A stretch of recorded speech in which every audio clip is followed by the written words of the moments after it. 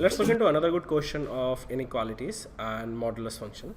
So if y is an integer and y equals to modulus of x plus x, is y equals to 0? So we need to answer this, is y equals to 0, given that y equals to x plus modulus of x.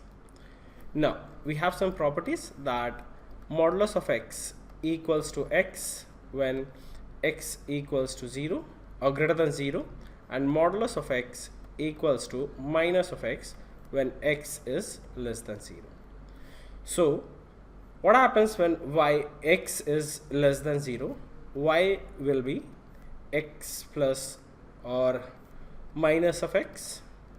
This would be 0. So when x is less than 0, y equals to 0. And what happens when modulus of x or x is greater than 0? Then y would be x plus x, that would be 2x. Okay, so let's write it down that when x is less than 0, y equals to 0.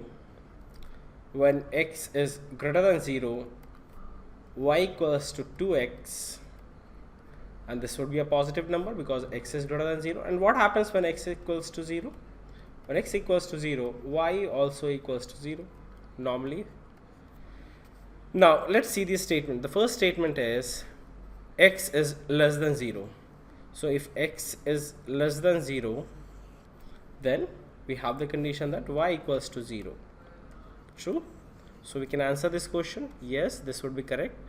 So we are able to answer this question. So this statement is sufficient.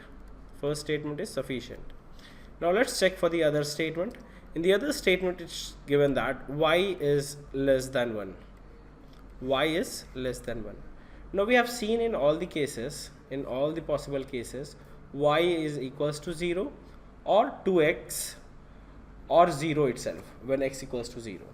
So y would be positive, that is x greater than 0, then y would be 2x. So anything y less than 1 means that we are talking about y equals to 0. Okay, we are talking about y equals to 0. And why only y equals to 0? Because y has to be an integer. And also from the cases we can easily see that y equals to 0. So again we are able to answer this question, that is y equals to 0.